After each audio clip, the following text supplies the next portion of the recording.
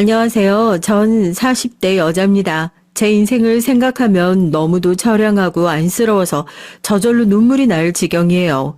심지어 최근엔 너무 억울해서 도무지 가만히 있을 수가 없더라고요. 그래서 이렇게 사연까지 보내게 됐습니다. 정 고아예요. 어릴 때 부모님께 버려져서 어린 시절을 보육원에서 자랐어요. 보육원에서 살았던 때만 생각하면 아직도 서글퍼요. 말이 좋아 보육원이지 사실 지방에 있는 시설에 워낙 오래되고 낙후된 곳이라 창고나 다름없는 데서 살았거든요.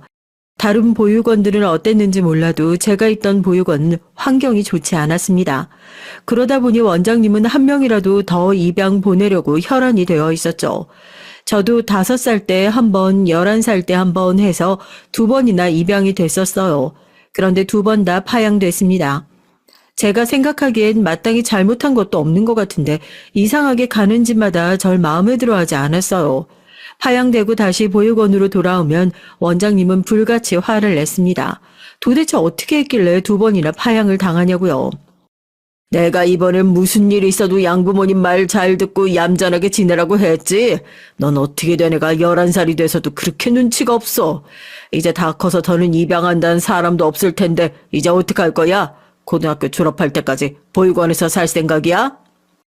저라고 입양되고 싶지 않을 리 없죠. 저도 할 수만 있다면 하루라도 빨리 양부모님과 살고 싶었어요.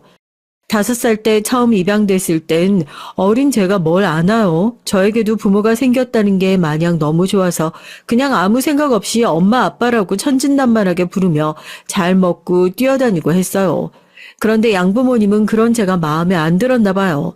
남자애보단 여자애가 얌전할 것 같아서 절 입양했는데 아무래도 생각보다 제가 너무 천방지축이라 힘들어서 파양했다고 하더라고요.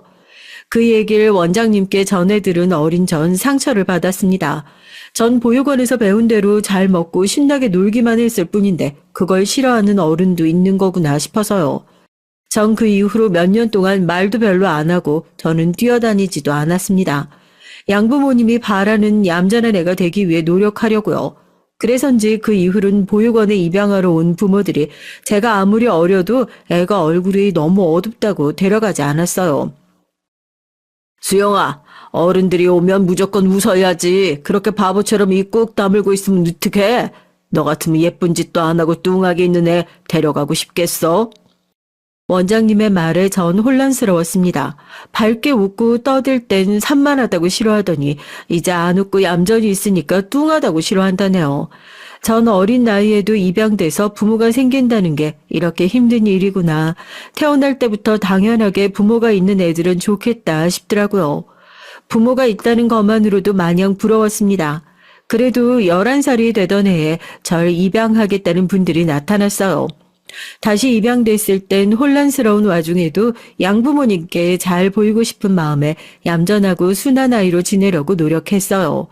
그런데 웬걸 11살 때 만난 양부모님은 다 큰 게 말도 없고 잘 웃지도 않는다고 음흉해서 싫다고 했다네요. 입양해서 갔을 때도 양어머니는 그래도 저와 잘 지내려고 잘 해주셨는데 시간이 갈수록 양아버진 저와 말도 섞지 않으셨거든요. 양아버지의 행동에 이러다가 또 버려지는 건 아닌가 불안했었는데 결국은 또 파양됐습니다. 아내가 하도 입양하고 싶다고 우겨서 저도 반신반의하는 마음으로 입양한 건데 애가 말을 해도 대꾸도 별로 없고 웃지도 않는 게 뭔가 오싹해요. 사실 제가 입양은 죽어도 싫다고 한 건 보육원 출신 애들은 부모가 누군지도 모르는 애인데 혹시나 부모가 이상한 사람이면 어떡해요. 정상인 사람이면 애를 보육원에 버리겠어요. 아무래도 찝찝해서 더는 못 키우겠습니다. 이런 얘기들을 들을 때마다 전 순간 제가 애완동물이 된 것만 같은 기분에 사로잡혔어요.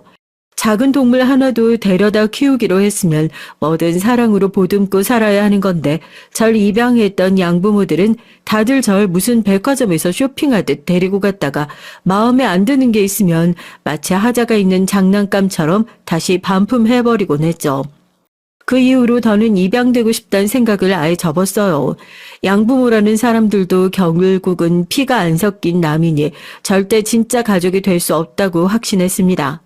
그 이후로도 제 인생은 제 뜻대로 되지 않더군요. 입양이 되지 않은 것도 아는 거지만 남의 집을 전전하며 사는 신세가 되고 말았죠. 제가 지내던 보육원이 재정난을 이기지 못하고 문을 닫게 됐어요. 그래서 보육원에 있던 아이들이 모두 시설로 뿔뿔이 흩어지게 됐죠.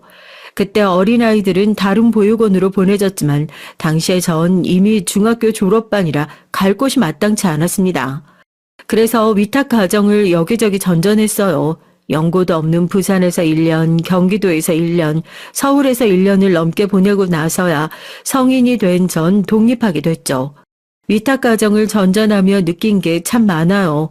부산에서 지냈던 위탁가정은 이미 아이들이 다 자라서 중년에 접어든 부부가 절 키워주셨어요. 그 집에서 크게 불편한 점은 없었지만 유난히 두 분이 절 불쌍하게 생각하셔서 오히려 그 점이 가장 힘들었죠. 저만 보면 딱하단 눈으로 혀를 차셨거든요. 이 예쁜 걸 버리고 어떻게 살까? 아이고, 못난 사람들. 아주 나쁜 사람들. 아마 너 버리고 마음 편하게 못 살고 있을 거야. 당연하지. 자기 새끼 버리고 발 뻗고 자면 그게 인간인가? 천벌 받아도 진작에 받았겠지. 그 나쁜 사람들한테 복수하는 길은 수영이 네가 무조건 성공하는 거야. 열심히 공부해서 꼭 성공해라. 본 적도 없고 기억도 안 나는 부모 욕을 하시는데 그럴 때마다 전 어떻게 반응해야 할지 몰랐어요. 같이 욕을 해야 하는 건지 아무 말도 안 하고 멍하니 있어야 하는 건지 모르겠더라고요. 그래도 그분들이 학비도 내주시고 살뜰히 챙겨주신 건 감사했어요. 그런데 함께 지내는 1년 동안 한 번씩 제가 초라해지고 불쌍한 사람이 되는 것 같아 마음이 좋지 않을 때가 많았습니다. 저도 모르게 제 처지를 알게 되는 거죠. 그나마 부산에서 지낸 건 양반이었어요. 경기도에서 지낸 위탁가정은 문제가 좀 있었습니다. 절 위탁해 주신 분들에겐 어린 자식이 둘이나 있었어요. 처음엔 자식을 낳아보니 부모 마음을 너무 알겠다면서 자식을 버린 부모 마음은 오죽 힘들었을까 싶어 저 같은 애들을 보면 그냥 지나칠 수가 없어서 위탁가정을 하기로 마음 먹었다고 하더라고요. 그런데 아무리 생각해도 그분들은 절 애들 보모 데려다 놓은 것 같았어요.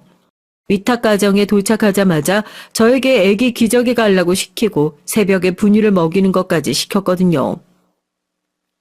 제가 기저귀 갈아본 적이 없는데 어떻게 하는 거예요?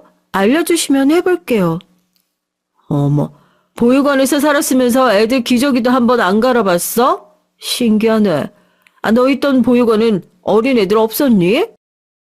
애기들이 있긴 했는데 제가 그런 일까지는 안 했거든요.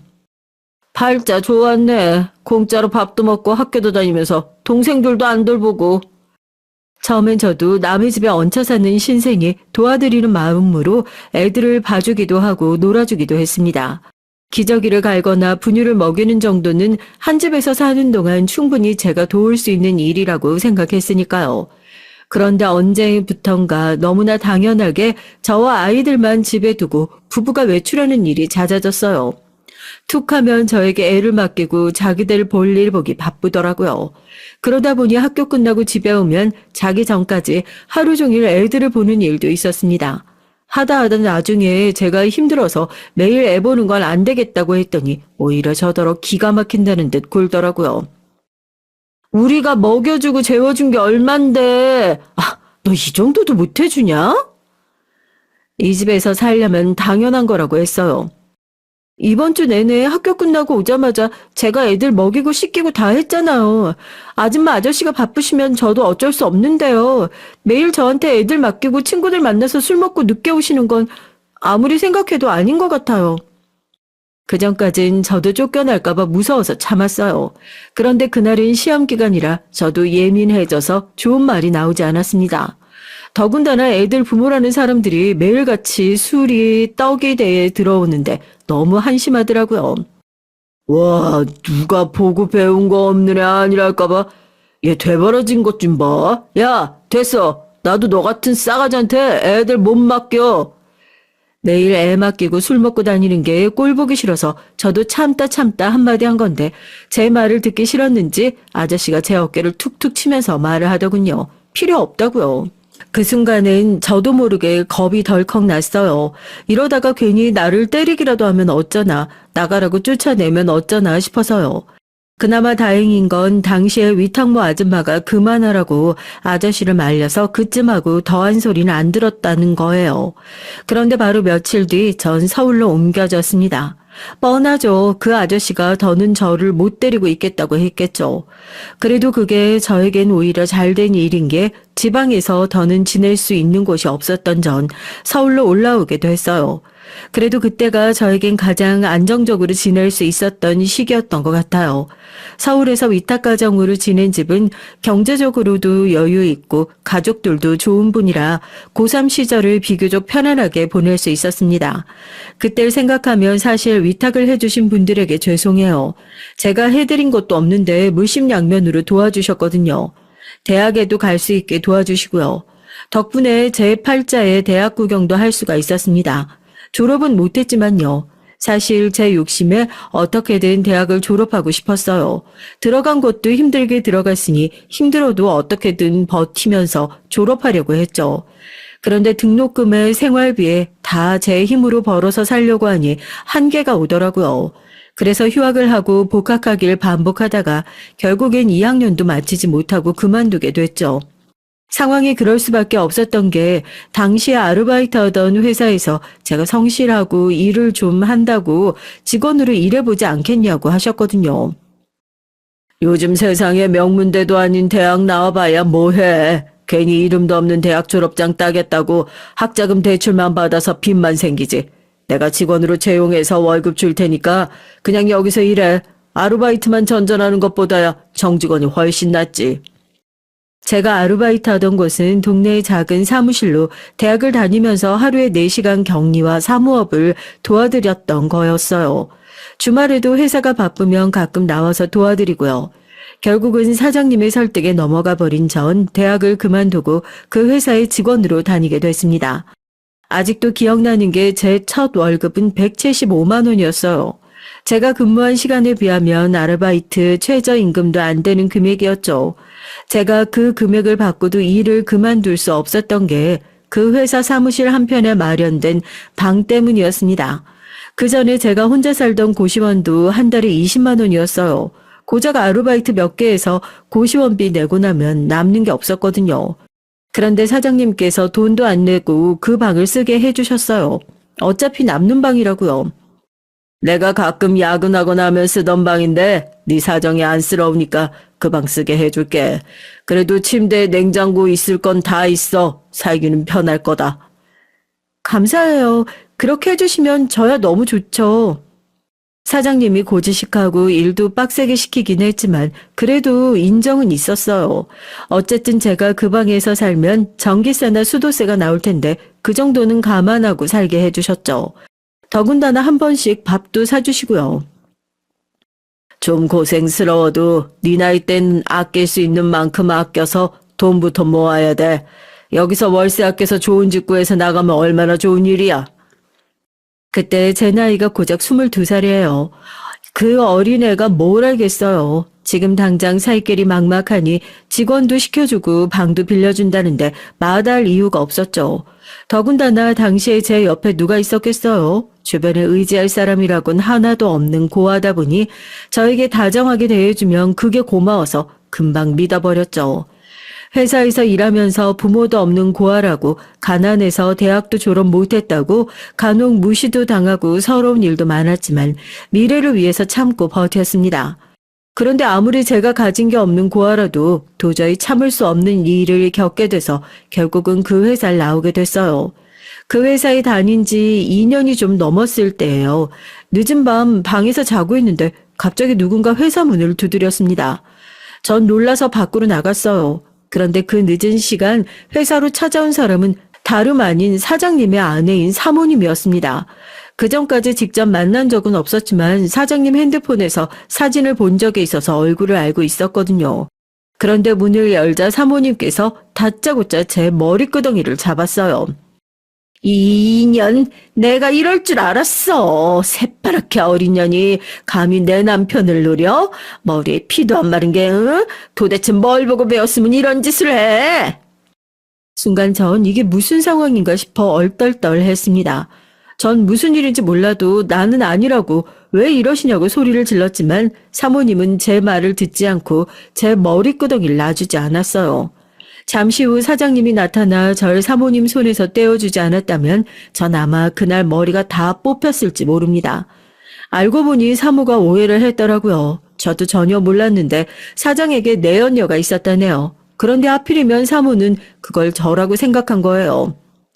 저 아니에요. 제가 미쳤다고 마흔 넘은 아저씨를 만나요?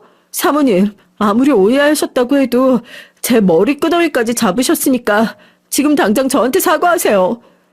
살다 살다 이런 일을 당할 거라고는 생각도 못했었기에 전 너무 황당하고 기가 막혔습니다.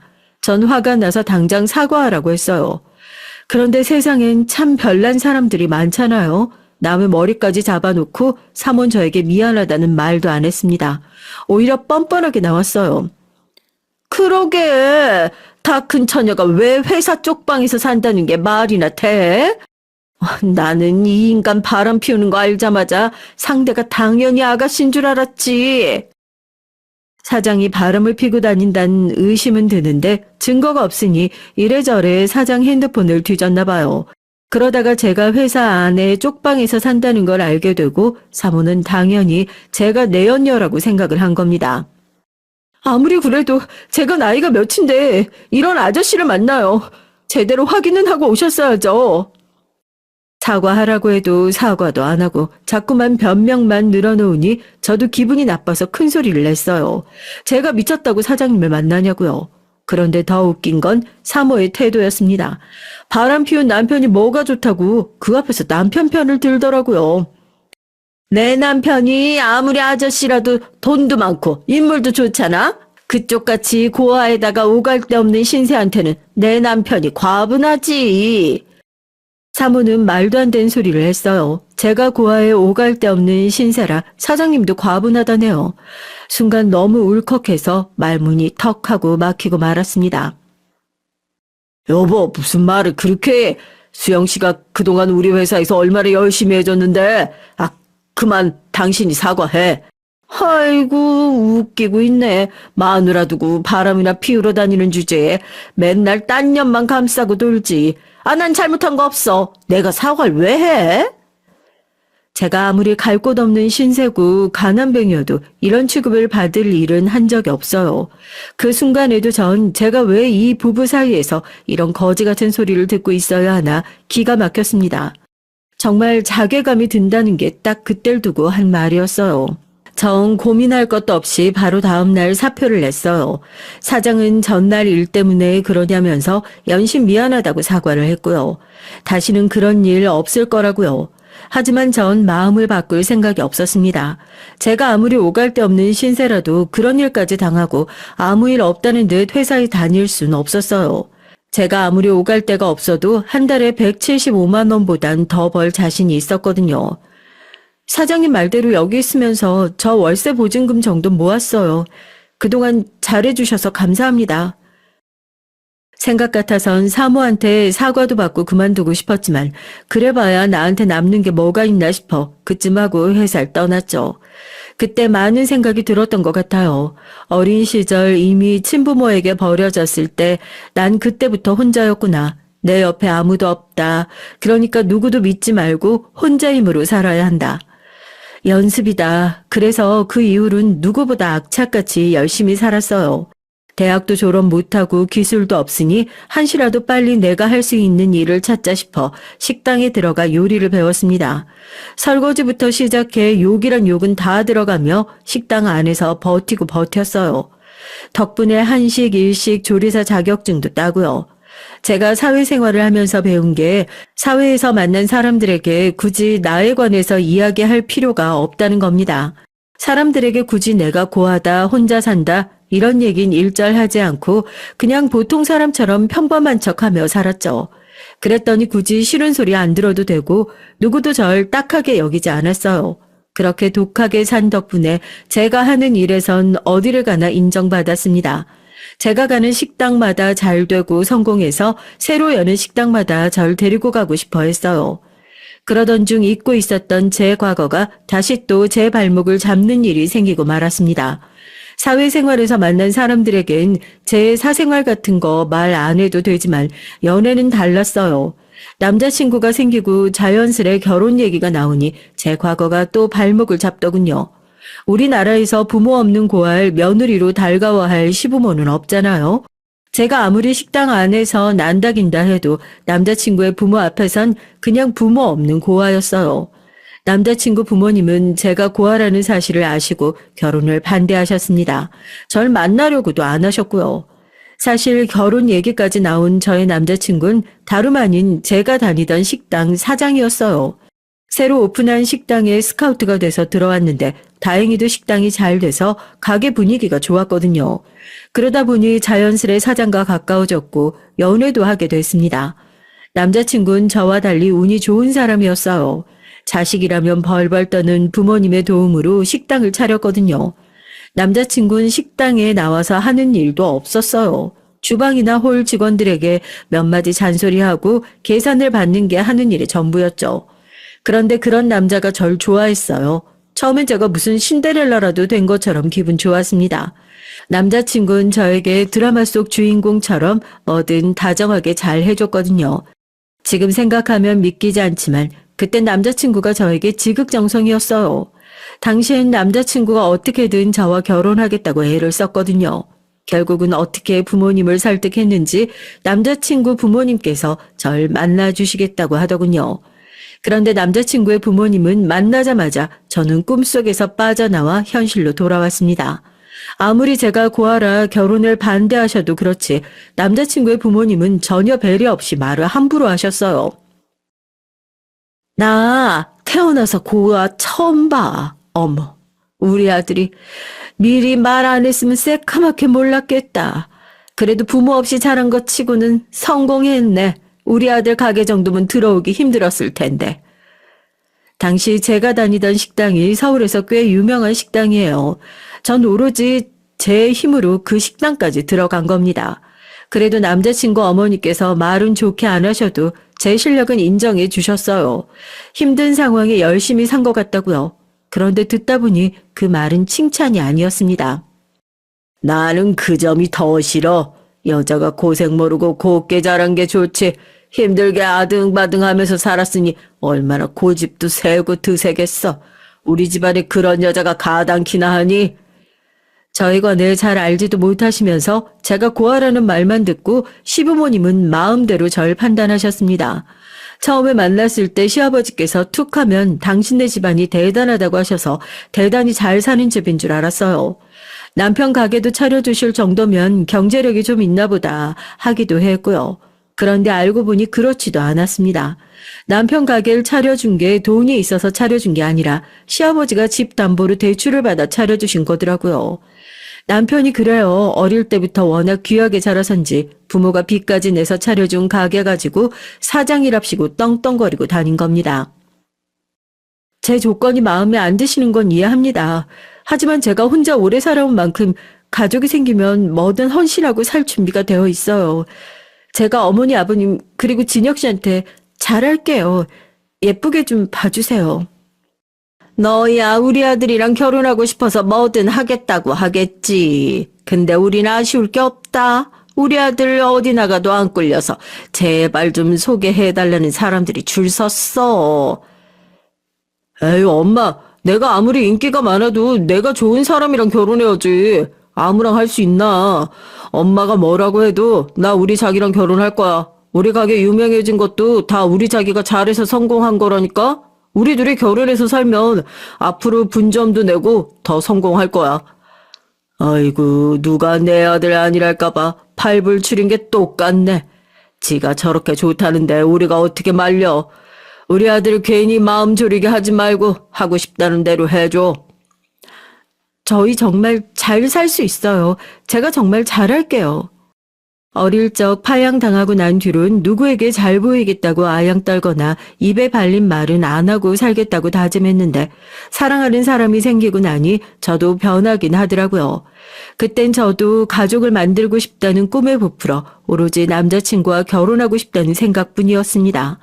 그래서 예비 시부모님이 절 100% 마음에 들어 하지 않으시는 걸 이해할 수 있었어요.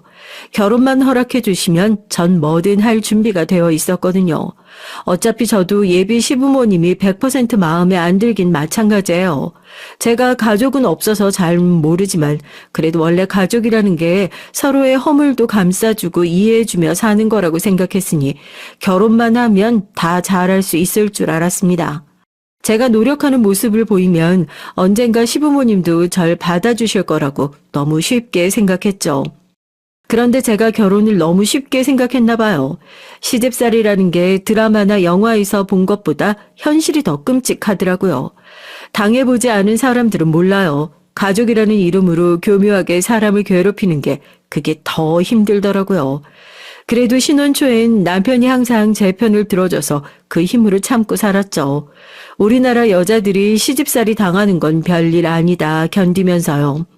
그러나 아들을 낳고 가게 일이 좀 힘들어지기 시작하면서 남편과 사이가 안 좋아졌어요. 제가 아들을 키우느라 남편이 혼자 가게 운영을 했는데 가게가 자꾸만 적자가 났거든요. 정 가게를 좀 줄여서 운영했으면 좋겠다고 했는데 남편은 힘들면 힘들수록 자꾸만 가게를 키워야 한다고 했어요. 우리 아들 조금 있으면 초등학교 가는데 우리도 강남으로 진출해야지. 내가 봐둔 좋은 자리가 있으니까 거기다가 식당 새로 오픈할 거야. 당신이 무슨 돈이 있다고 강남에 식당을 내? 돈이 있어야 꼭 강남에서 장사하나? 은행에 대출 알아봤으니까 금방 나올 거야. 원래도 사람이 좀 철없는 면이 있다는 건 알았는데 상황이 힘들어지니 그 점이 아주 사람을 미치게 하더라고요. 제가 아무리 말려도 남편은 자기 마음대로 은행을 다니며 대출을 받고 다녔어요. 말리다 결국은 남편 마음대로 저지를 것 같길래 차라리 제가 남편을 돕기로 했죠. 남편 원래 성격이 자기가 하겠다고 하면 무조건 하는 사람이거든요. 제가 아는 분이 강남에 저렴하고 좋은 식당 자리를 알아주셔서 그곳을 남편에게 얘기했어요. 아들도 제법 커서 학교에 다니기 시작했으니 저도 식당에 들어가 함께 일을 했고요. 그래도 다행인 게 장사는 제법 돼서 다행이었습니다. 그런데 시간이 갈수록 남편이 좀 이상해졌어요. 잘 되는 건 다 자기 잘한 덕이고 안 되는 건 다 제 탓으로 몰아갔습니다. 그러다 보니 부부싸움이 잦아졌어요. 항상 싸우는 건 돈 문제였죠. 갑자기 식당 분점을 내겠다고 우겼습니다. 아직 대출도 많이 남았는데 분점이라니. 말도 안 되는 소리 좀 하지 마. 당신은 이게 문제야. 사람이 그릇이 너무 작다니까. 당신이 사업에 대해 뭘 알아? 다 물 들어올 때 노져야 돈 버는 거야. 내가 알아서 할 테니까 참견하지 말고 당신은 주방이나 지켜. 남편은 점점 더 저와 상의하지 않고 자기 마음대로 했어요. 시부모님도 똑같이 남편 편이니 제 말은 아무도 들어주지도 않았죠. 그러던 중 저에게 일이 좀 생겼어요. 제가 원래 어릴 때부터 식욕이라는 게 없었거든요. 보육원이나 위탁가정을 전전하면서 눈칫밥을 많이 먹어서인지 앞에 먹을 게 있어도 누가 먹으라고 하지 않으면 손도 대질 않아요. 어릴 때 입양 갔던 집에서 식탁에 있던 빵을 하나 집어먹은 적이 있었는데 당시에 양어머니가 동생들 빵에 손을 댔다고 화를 낸 적이 있거든요. 아무리 보육원에서 자랐어도 그렇지. 너는 애가 무슨 식탐이 그렇게 있니? 밥을 안 주는 것도 아닌데 꼭 동생들 먹는 것까지 뺏어 먹어야겠어? 그게 동생들 빵인 줄 모르고 맛있어 보여서 먹었어요. 다음부터는 안 그럴게요. 어린 나이에 그게 얼마나 서러웠는지 몰라요. 저도 모르게 눈물이 왈칵 쏟아졌습니다. 어머, 얘? 너 빵 좀 먹지 말라고 했다고 뭘 울기까지 하고 그래? 누가 보면 내가 너 먹지 말라고 구박한 줄 알겠다. 그때 느꼈던 감정은 평생 잊히질 않아요. 마치 제가 동생들이 먹고 있는 빵을 덥석 뺏어 먹다가 걸려서 혼나기라도 한 것처럼 창피하고 수치스러웠습니다. 제가 서럽게 우니 양어머니도 민망했는지 그만 울라고 다그쳤지만 어째선지 눈물이 그치질 않았어요. 그날 이후로는 절대 내 것이 아닌 물건이나 음식에 손을 대지 않아요. 대부분의 사람들은 보육원에서 자라면 쉽게 남의 걸 훔치거나 손을 대는 줄 알더라고요.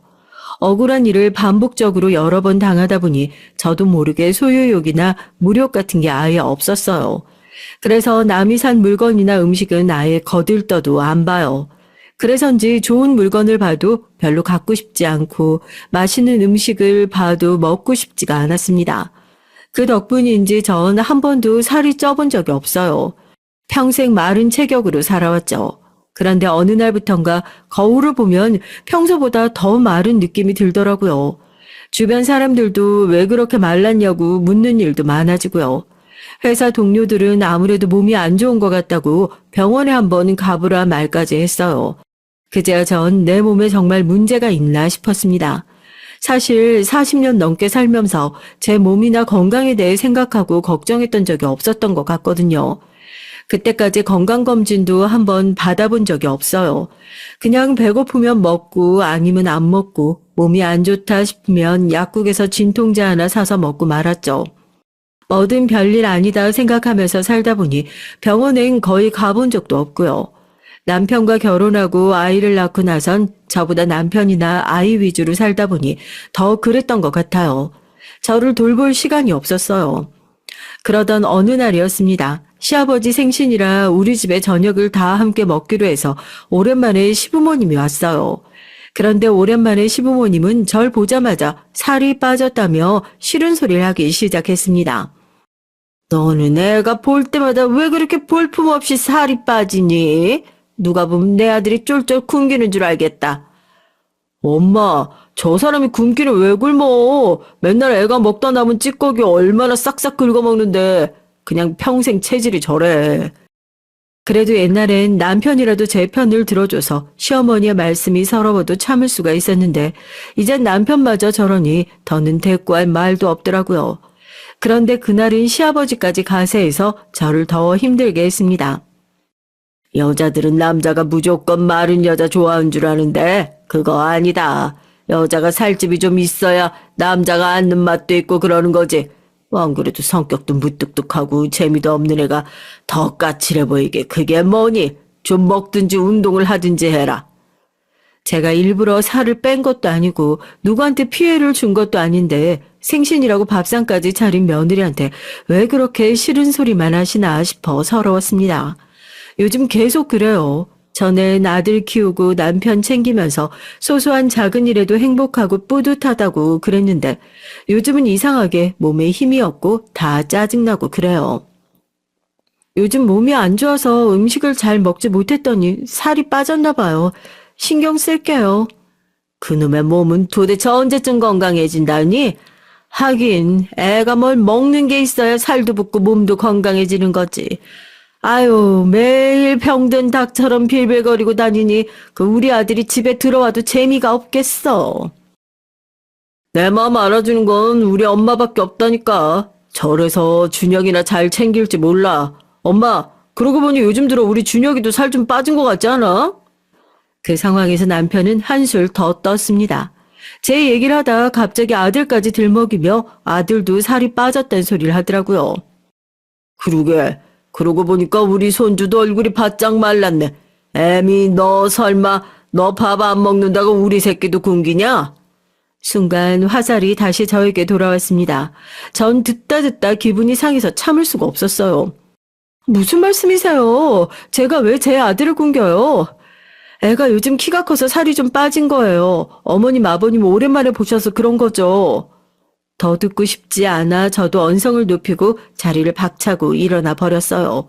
그렇게 성질을 내고 일어나도 어차피 제가 갈 곳은 없어요. 주방에나 들어가서 과일이나 깎는 거죠. 아이고, 이래서 사람이 다 가정교육이 중요하다고 하는 거다. 저거 보고 배운 게 없으니 어른들 얘기하는데 저렇게 소리 버럭 지르고 나가버리지. 엄마 미안해. 저 사람이 원래 눈치도 없고 애교도 없잖아. 그래도 음식 하나는 좀 하니까 식사나 하세요. 제가 갈 때 갈비도 싸드릴게요. 남편이고 시어머니가 제가 없는 자리에서도 자기들끼리 제 얘기하며 시시덕거리는데 전 밥도 제대로 못 먹고 주방에 서서 과일이나 깎고 있는 제 신세가 너무 처량하더군요. 마음 같아선 이대로 집을 나가버리고 싶은 심정이었어요. 하지만 어쩌겠어요. 제 아들은 이제 9살이라 한창 아버지가 필요한 시기잖아요. 남편이나 시부모님이나 저에겐 함부로 하셔도 제 새끼한텐 잘해주시니 저만 참고 살면 되는 일이었죠. 그런데 도대체 제가 전생에 무슨 죄를 지었는지 저에게 고난은 끊이질 않았습니다. 어느 날 밤 자는데 배가 너무 아파서 화장실에 갔어요. 그런데 변기에 피가 잔뜩 고여 있더라고요. 전 순간 너무 무서웠습니다. 이게 무슨 일인가 싶어서요. 처음엔 아이 낳았을 때 생겼던 치질이 재발한 건가 싶어서 학문외과를 갔죠. 그런데 의사가 내진을 해보더니 하는 말이 충격적이었습니다. 이건 저희 병원에서 치료할 수 있는 게 아닌 것 같아요. 환자분 아무래도 암인 것 같은데 바로 큰 병원에 가보시죠. 순간 전 잘못 들은 줄 알고 제 두 귀를 의심했습니다. 제가 암이라니요. 말이 안 됐습니다. 말도 안 돼요. 저 이제 40 좀 넘었는데 암이라니요. 그럴 리 없어요, 선생님. 혹시 가족 중에 암 병력이 있으신 분이 있으세요? 여러 경우가 있긴 하지만 가족 유전이 있는 경우 젊은 나이에도 발병돼요. 전 믿을 수가 없었습니다. 아무리 제가 거지 같은 팔자를 타고났다고 해도 어떻게 이런 병까지 주실 수 있나 싶었어요. 언뜻 보기에도 상황이 좋아 보이지 않아요. 제가 소견서 작성해 드릴 테니까 바로 큰 병원으로 가보세요. 꼭이요. 제 상태가 걱정되셨는지 의사 선생님은 바로 병원에 가라고 하셨어요. 전 놀란 가슴을 부여잡고 바로 택시를 타고 대학병원에 갔습니다. 예약을 하지 않아 병원에서 3시간을 넘게 기다렸어요. 그런데 전 시간 가는 줄 모르고 그 자리에 멍하니 앉아 있었습니다. 제 인생이 너무 거지 같고 끔찍해서요. 걱정하던 대로 전 암이 맞았습니다. 직장암 말기라고 하더라고요. 바로 항암부터 시작하고 수술해야 한다고 바로 입원해야 한다고 했어요. 가족들과 상의하고 바로 입원하시라고요. 그날 하루 동안 가족이라는 말을 몇 번 들었는지 몰라요. 제 가족 중에 암 병력에 있는 사람이 있어서 유전됐을 수도 있다. 그리고 바로 입원해야 하니 가족들과 상의하라고요. 전 병원을 나오는데 눈물이 앞을 가려 도무지 움직일 수가 없었어요. 의사 선생님들이 계속 가족이라고 말을 하는데 마땅히 떠오르는 사람이 없었거든요. 그게 너무 서러워서 눈물이 멈추질 않았습니다. 내내 제 아들, 우리 아들 얼굴만 떠올렸어요. 너무 미안해서요. 전 병원 앞에 한참을 멍하니 앉아 있다가 간신히 정신 차리고 일어섰습니다. 그리고 남편에게 전화했어요. 곱든 밉든 지금 저에게 있어서 가장 가까운 가족은 남편이에요. 아무리 우리 사이가 대면대면해졌어도 아내인 내가 아프다는데 남편이 절 걱정하고 위로해주겠지 싶었거든요.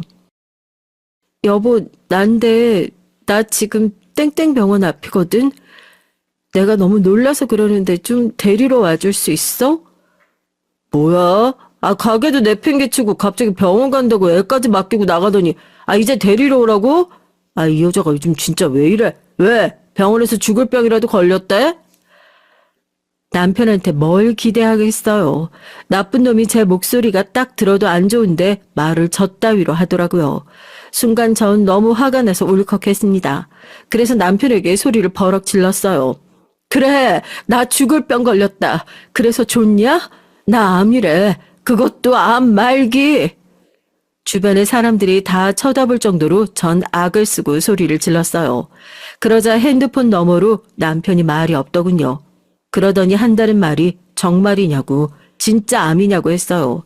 남편의 목소리에 전 간신히 멈췄던 눈물이 또 쏟아졌습니다. 그래도 남편도 놀랐는지 바로 병원 앞으로 데리러 왔더라고요. 그러더니 웬일로 제 손을 꼭 잡고 위로했어요. 내가 오는 길에 다 알아봤는데 요즘 암은 병도 아니래. 병원에서 치료받으면 나을 거니까 걱정하지 마. 병원에서 시키는 대로만 하면 다 나을 거니까 걱정하지 말라고 하더라고요. 그래도 남편이 그렇게 말해주니 전 조금이나마 희망이 생기는 것 같았어요. 매일 지지고 볶고 싸워도 그래도 가족이 있으니 이래서 좋은 거구나 싶었습니다. 그날 이후 전 본격적으로 치료에 들어갔어요. 가게 일도 아들도 다 걱정됐지만 남편이 다른 건 다 신경 쓰지 말고 치료에만 집중하라고 해줬고요. 근래 몇 년 동안 남편과도 사이가 좋지 않아 남처럼 지냈었는데 그래도 내가 아프다고 가게도 챙기고 아들도 챙겨주는 모습을 보니까 우리가 부부는 부부구나 싶어 남편에게 고마웠어요. 그러던 어느 날이었습니다. 항암을 받고 퇴원을 했어요. 그날 마침 공휴일이라 남편이 아들을 데리고 시댁에 간다고 하더라고요. 병원에 당신 데리러 가야 되는데 오늘은 준영이가 할머니랑 자고 싶다네. 공휴일이니까 하루 엄마 내서 자고 내일 갈게. 당신은 푹 쉬고 있어. 나 택시 타고 잘 왔으니까 걱정 말고 놀다 와요. 아들이 시어머니 내서 자고 싶다고 해서 남편이 아들을 데리고 시댁에서 자고 온다고 하더라고요. 전 오히려 잘 됐다 싶었습니다. 항암을 받으면 몸에 힘이 너무 없어서 아무것도 할 수가 없는데 아들이 오랜만에 봤다고 자꾸 놀자고 하면 저도 좀 힘들었거든요. 아들이 보고 싶긴 하지만 그래도 하루 푹 쉬고 내일 만나서 신나게 놀자 싶었습니다. 그런데 그날 저녁 낮잠을 자고 일어났더니 웬일로 몸이 개운했어요. 몸이 좀 살만하니 아들이 그렇게 보고 싶더라고요. 시계를 보니 저녁 8시가 좀 넘었길래 저도 택시를 타고 시댁으로 갔어요. 시부모님도 뵌 지 오래됐으니 얼굴도 뵙고 저도 시댁에서 하루 자고 오려고요. 그런데 웬걸 시댁에 도착하자마자 제 눈앞에 말도 안 되는 일이 벌어지고 말았습니다. 시댁에 비밀번호를 치고 들어갔는데 안쪽에서 시끌시끌 떠드는 소리가 들리더라고요. 전 뭐가 이렇게 재미있나 싶어 들어가려는데 현관에 웬 여자 구두가 있었습니다. 그리고 그때 안에서 들리는 소리가 기가 막혔어요. 웬 여자가 콩콩 뛰며 신난 것 같더라고요. 어머님, 아버님, 그럼 우리 곧 이제 결혼할 수 있는 거죠? 아싸! 알고 보니 이 미친놈한테 내연녀가 있었어요. 언뜻 봐도 새파랗게 어리더군요. 그런데 문제는 시부모님도 내연녀를 알고 있었던 겁니다.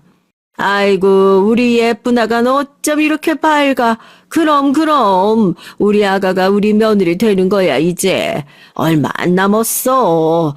사실 그냥 암도 아니고 말기암인데 살아봐야 6개월이나 버티겠니? 6개월 살면 오래 사는 거지. 어차피 죽을 거 그냥 수술은 하지 말라고 할까? 아니, 수술비 한두 푼 하는 것도 아닌데 돈 아깝잖아. 에이, 어차피 죽으면 보험금 나오는데 그깟 수술 좀 받으면 어때? 그리고 수술을 받아야 수술비도 보험에서 받지. 아, 그러네. 아, 내가 그 생각을 못했네. 역시 우리 자기 똑똑해. 남편이 웬 여자 볼에 뽀뽀를 하더군요. 아이고, 방에 있는데 못하는 소리가 없네. 그러다 애 듣겠어. 쓸데없는 소리 그만하고 우리 가족끼리 술이나 먹자. 우리 준혁이 게임하면 밖에서 누구 하나 죽어도 몰라. 게임에 정신 팔렸는데 뭘 알겠어. 시아버지는 남편을 말리는 것 같더니만 어느새 술을 가지고 나와서 자기들끼리 신나서 건배까지 하더라고요. 그 순간 전 도저히 참을 수가 없었습니다. 시부모나 남편이나 좋은 사람들이 아니라는 건 진작 알고 있었지만 이 정도로 개차반인 줄은 몰랐거든요. 당신들 지금 뭐 하는 거야? 전 신발을 벗는 것도 잊은 채 거실로 성큼성큼 걸어 들어가 술상을 엎어버리고 말았어요. 깜짝이야. 자기야, 이 여자 뭐야? 염치도 없다는 말이 딱 이럴 때 하는 말이더군요. 미친 내연녀년이 제가 술상을 엎어버리자 놀라서 남편 품을 파고들었어요. 그 순간 전 눈이 돌아버렸습니다. 왜 아니겠어요. 말기암에 얹어 죽어도 이상하지 않은 여자가 이런 더러운 꼴까지 봤으니 참는 게 더 이상한 거죠. 야, 이년아, 뭐? 자기야? 내 남편이 왜 네 자기야? 전 그대로 그 미친년에게 달려들어 머리를 잡고 마구 흔들었습니다. 그런데 그때 남편이 저를 밀치고 그 미친년을 껴안았어요. 그러더니 한다는 소리가 기가 막혔습니다. 아이, 너 지금 뭐 하는 거야, 무식하게. 왜 상은 없고 머리를 잡고 그래? 지금 무식한 게 누군데 글쎄 저더러 무식하답니다. 정말 기가 막히고 코가 막혀서 어처구니가 없더군요. 예, 너 지금 시부모 앞에서 뭐 하는 거냐? 너는 생각이라는 게 있으면 이런 행동부터 하면 안 되지. 아, 너 암이라며. 그것도 말기. 너야 아파서 죽으면 그만이지만 내 아들하고 우리 손주는 불쌍해서 어떡해? 너 없어도 엄마 노릇 아내 노릇 할 사람이 있어야 할 거 아니야. 세상에 이런 말이 어디 있나요? 제가 우리 아들 엄마고 거지 같아도 이 인간 아내인데 암에 걸렸다고 남편이 바람 피우고 시부모가 며느리 죽기도 전에 내연녀를 며느리 취급하는 게 맞는 건가요? 기가 차서 말이 다 안 나오네. 당신들 미쳤어? 완전 제정신이 아니라고. 뭐야? 이게 정말 아프다고 참아주려고 했더니 시부모들은 뭐 미쳤어? 내가 뭘 했어? 저거 우리를 시부모로 생각도 안 한다니까. 이왕 이렇게 된 거 차라리 잘 됐다. 죽을 때까지 기다릴 거 없이 그냥 이혼해. 저런 년 죽었다고 우리가 뭐 장례라도 치러주리? 엄마, 그래도, 보험 있잖아. 그 전에 이혼하면 보험비 못 받아. 제가 무슨 가족이 있니? 이혼해도 어차피 우리 준혁이 앞으로 다 떨어질 거 아니야. 그 순간 전 정말이지 미쳐버릴 뻔했습니다. 정신병에 걸릴 것 같았어요. 전 소리를 지르지 않으면 도저히 견딜 수가 없어서 집안이 떠내려가라 소리를 질렀습니다. 소리를 지르는 저를 보고 시부모님과 남편은 단번에 미쳤냐고 제 입을 막았죠. 전 그 인간들의 손을 뿌리치고 바로 어디론가 전화를 했어요. 그 순간 절 도와줄 사람은 그분밖에 없다는 생각이 들어서요. 정확히 1시간 후 저를 구원해 주실 분이 등장했습니다. 수영아, 이게 다 무슨 일이야? 바로 절 마지막으로 맡아주던 위탁가정의 아저씨예요.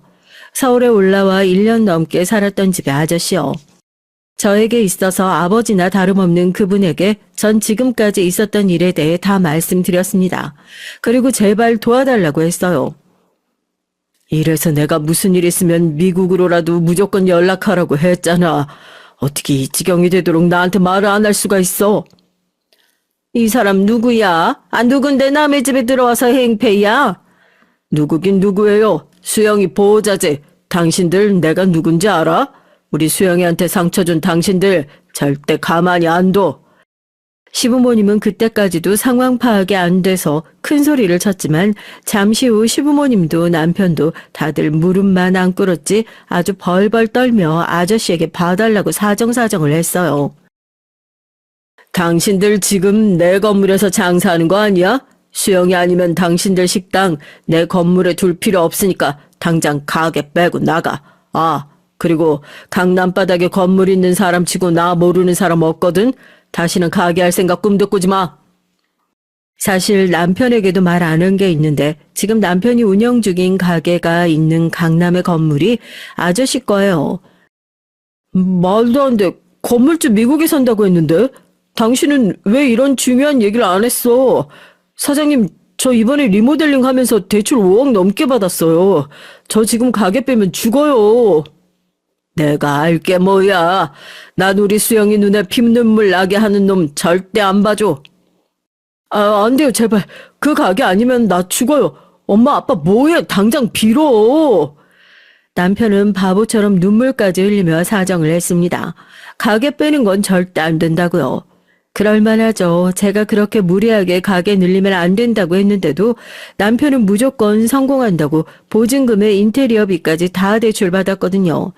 당장 가게를 접으면 그 돈 다 날리게 되는 거니 남편은 쪽박 차는 거죠.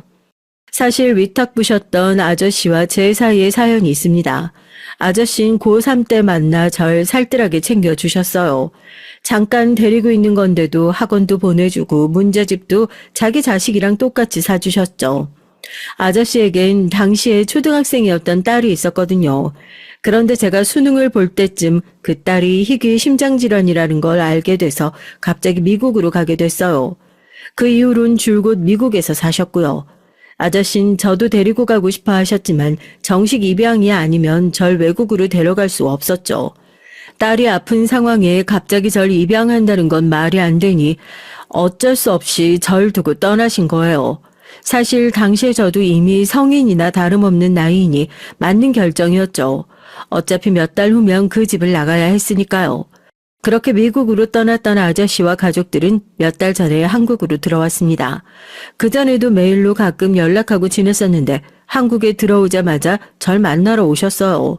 제가 결혼해서 식당을 하고 있다는 얘기에 흔쾌히 건물도 내어주신 겁니다.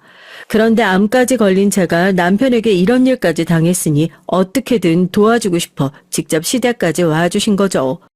정말 감사했어요. 그날 이후 저에겐 많은 변화가 있었습니다. 그 이후에도 아저씨는 절 많이 도와주셨어요.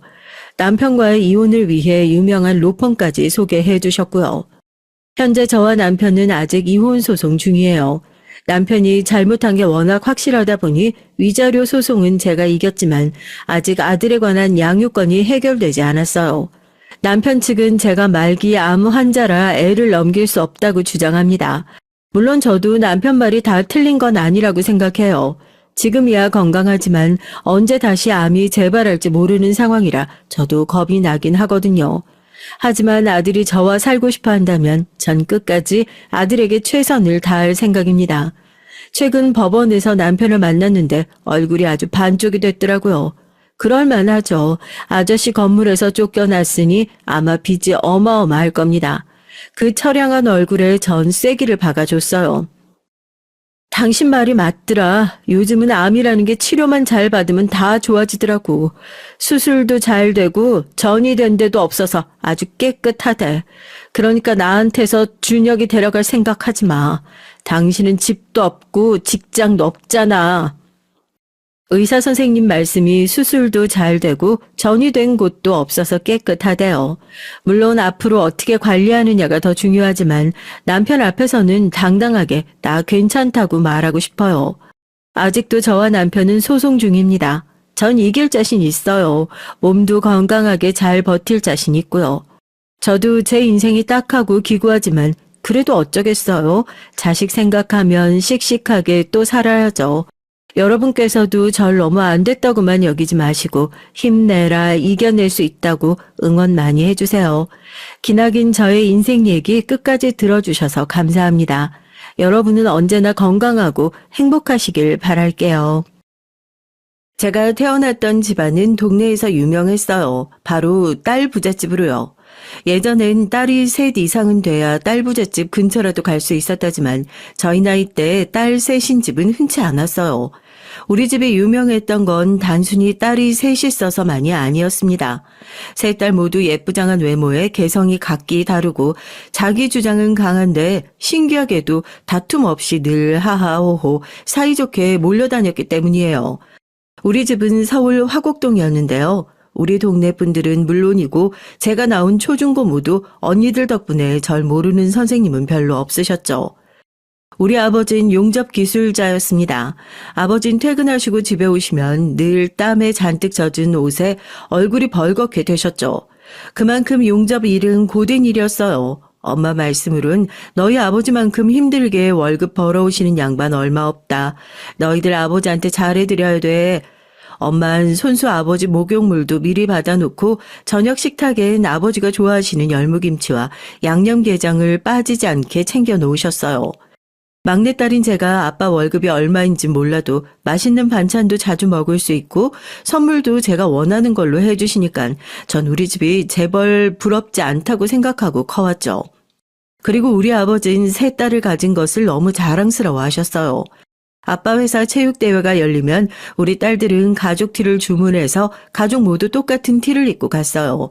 우리 가족은 종목이 달리기, 2인, 삼각, 보물찾기 등등 그 무엇이든 상품만 걸려 있다면 목숨 걸고 열심히 해서 어떻게든 상품을 타고야 말았죠.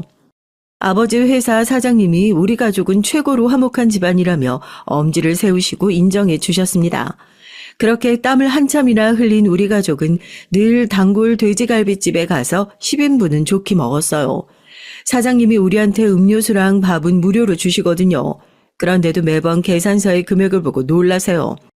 아니, 이 정도 금액은 어디 학교 운동부 애들이라 와야 되는 건데 남자 하나에 여자 넷이 먹는 거라고 누가 믿겠어요? 이 정도 잘 먹여야 우리 이쁜 딸들 쑥쑥 잘 크는 거겠지. 이러려고 내가 천리라는 거 아닌가? 아버지는 어렸을 때 부모님이 너무 가난하고 형제는 5이나 돼서 공부를 할 수가 없었대요. 그래서 18살 때부터 용접일을 배우고 돌아가시기 전까지도 용접일을 놓지 않으셨습니다. 우리 가족을 배불리 먹이고 남들에게 뒤처지지 않게 가르치려고 열심히 사신 분이에요. 지금이야 세상 좋아져서 용접 학원도 있고 초보라고 해도 일단 와서 열심히만 하면 일당 10만 원 왜 안 주겠어? 하지만 나 땐 말이지 학원이 어딨냐? 그저 숭늉공 아저씨 붙들고 잔심부름하고 빨래 해드리면서 밑에 붙어 있다가 어깨너머로 배우고 아저씨 기분 좋을 때 한 번씩 기술 배우는 거지. 우리 부모님들 어려운 환경에서도 열심히 사셔서 지금 이렇게 우리나라가 선진국이 된 것이 아닌가 생각합니다. 부모님이 우리 자식들을 사랑으로 키워주신 만큼 세 자매 모두 대학교에 잘 갔고 무사히 졸업해서 각자가 자기 밥벌이 하는 성인이 됐어요. 큰언니는 저보다 3살 위인데 가장 먼저 회사에 취직했고 그 회사의 선배 소개로 남편감도 찾았답니다. 큰언니는 우리 중 가장 먼저 결혼해서 지금 유치원생 아들 하나 딸 하나 키우면서 행복하게 살고 있어요. 하지만 둘째 언니는 비혼주의자예요. 지금 41세가 됐지만 아직도 작은 언니는 혼자 살고 있습니다. 그래도 법과대학 나와서 법무사 자격시험에 당당히 합격해서 지금은 법무사로 있어요. 이런 사람을 보고 골드미스라고 하던데요. 요즘 말은 잘 모르겠지만 말이에요. 전 집을 예쁘게 변신시켜주는 인테리어 업체를 운영하고 있습니다. 물론 대학교를 졸업하고 오랫동안 건설회사를 다녔지만 뜻하지 않은 일을 겪고 나서 회사를 나와 인테리어 업체를 차렸어요. 요즘은 고객분들께 우리 업체가 인테리어를 이렇게 잘합니다 하고 소개하는 유튜브도 만들어야 하더라고요. 그래서 우리가 인테리어를 해드린 고객분들 중 잘된 집을 소개하는 영상도 촬영해봤는데 정말 쑥스럽지만 새로운 재미를 느끼게 됐어요. 그 유튜브를 통해 새로운 고객분들도 많이 확보하게 됐고요. 이렇게 우리 세 자매는 나름대로 열심히 밥벌이하며 살고 있고 다행히 경제적으로 여유로운 편입니다. 왜냐하면 저와 언니들 모두 적어도 서울에 아파트 한 채씩은 갖고 있거든요. 사실 이렇게 된 데는 우리 엄마의 공이 크셨습니다. 옛날부터 아버지가 버시는 월급을 잘 모아서 종잣돈 1,000만 원을 만드시고 그 이후부턴 이것저것 부동산을 사고 팔면서 큰 재산을 모으셨으니까요. 지금이야 서울이고 경기고 전부 아파트값이 천정부지로 올랐지만 어머니는 이미 10년도 전에 자식들 명의로 아파트를 사셨죠.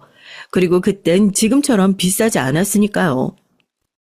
너네 대학교 보내고 나서 맨날 발품 팔아서 아파트랑 상가 보러 다녔어. 그랬더니 돈이 모이더라. 돈이 되는 부동산 말이야. 지금 너네 모두 아파트 하나씩 마련해 놔야 나중에 후회 안 해. 아버지 엄마처럼 집 산다고 똥 싸는 고생하지 말고 집 한 채는 해놓고 시작해. 엄마의 안목은 정확했고 앞을 내다보던 말씀은 적중했죠. 언니들도 저도 남들이 알아주는 동네의 아파트에 살고 있으니까요. 하지만 엄마는 그렇게 딸들 앞으로 아파트를 해주신 다음 해에 돌아가셨습니다. 당신이 그렇게 환갑도 안 된 이른 나이에 세상을 뜰지 알고 딸들 아파트를 하신 걸까요? 전 엄마를 만나면 꼭 이 말을 물어보고 싶었어요. 엄만 비 오는 날 횡단보도를 건너시다가 달려드는 트럭을 피하지 못하고 그대로 그만 그 자리에서 돌아가신 거예요. 이런 날벼락 같은 일이 벌어지고 나서 그때 전 처음 알았습니다. 행복이 영원하지 않다는 것과 불행은 부지불식간에 찾아온다는 것을요.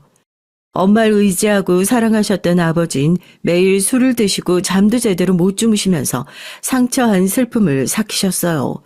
그때 큰언니는 출가해서 작은언니와 제가 그런 아버지 곁을 지키며 살려고 집에 들어왔죠. 엄마가 해주신 아파트로 독립했었지만 이렇게 힘들어하시는 아버지를 혼자 둘 수가 없었거든요. 아버지 식사도 챙겨드리고 모시고 주말에 산행도 가고 드라이브도 시켜드리면서 작은언니와 전 아버지가 일상으로 돌아올 수 있게 애를 썼습니다. 그리고 아버지는 곧 마음을 다잡고 원래처럼 활기차고 든든한 모습을 찾을 수 있게 됐죠. 우리 딸들 덕에 이 아버지는 이제 괜찮아졌으니 너희들 집으로 돌아가. 괜히 나중에 시집도 못 가고 처녀 귀신 돼서 아비 때문이라고 원망하지 말고. 살짝 웃으며 이렇게 농담도 하실 수 있게 됐으니 참 다행이었죠. 고집이 세서 결혼 안 하겠다고 하는 둘째는 포기하더라도 막내 너라도 어서 결혼하면 좋겠는데 하늘에 있는 너희 엄마도 결국 너네 결혼식을 못 보고 갔잖니. 더는 미루지 않았으면 좋겠구나. 제가 막 30을 넘긴 때였으니까 아버지가 하시는 염려가 당연할 수도 있죠. 하지만 전 눈이 높은 건지 일하느라 다른 정신이 없는 건지 제대로 연애도 못 해봤어요. 그리고 둘째 언니처럼 혼자 사는 것도 괜찮겠다고 슬슬 물들어갔죠. 하지만 저에게도 사랑이 찾아왔습니다. 첫째 형부가 보험회사로 이직을 해서 다니고 있었는데 같은 부서에 있는 총각을 소개시켜 주겠다는 거예요. 처음엔 형부의 소개팅이라는 게 너무 부담스러워서 거절했어요. 막내 처제, 이 친구가 나이도 처제보다 한 살 많고 키가 185나 되고 남자답게 잘생겼어. 우리 회사 여자들이 좀 많은데 미호는 물론 유부녀들도 추팔 던진다니까. 그 누구더라? 배우 이정재 닮은 걸로 소문났어. 나 믿고 한번 만나봐. 이정재? 이정재 닮은 키 큰 남자라는 얘기에 저도 모르게 홀려서 어영부영 소개팅 자리에 나가게 됐어요. 그날따라 도로에 교통사고가 있어서 소개팅 약속에 10분쯤 늦었죠. 전 잘 늦는 법이 없어서 허둥지둥 뛰어가서 이정재 닮은 꼴을 열심히 찾았습니다. 하지만 어디에도 이정재는 찾을 수가 없었어요. 그때 제 뒤에서 동굴에서 울리는 듯한 음성이 들렸습니다. 안녕하세요. 소개팅 나온 유세영 씨 맞죠? 전 조성우라고 합니다. 이 과장님 회사 후배예요. 아 잠깐, 이정재라더니 형부 진짜 뻥튀기를 얼마나 한 거야. 이정재만큼 잘생긴 남자는 아니었지만 키도 크고 깔끔한 외모에 옷도 잘 입은 남자였어요. 그와 대화하다 보니 점차 마음에 드는 건 그 남자의 동굴에 있는 듯한 느낌의 중저음 목소리였습니다. 그리고 성우 씨는 저에게 적극적으로 호감을 표현했어요. 와, 전 첫눈에 세영 씨 알아봤잖아요. 사진보다 더 실물이 눈부시게 예쁜데요. 건축회사 다니신다더니 무슨 모델인 줄. 여자 키가 왜 그렇게 커요? 170cm도 넘겠다.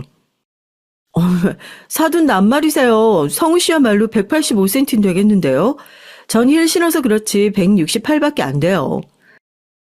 우린 첫 만남부터 서로에게 호감을 느꼈고 자주 만나면서 사랑하는 사이가 됐어요.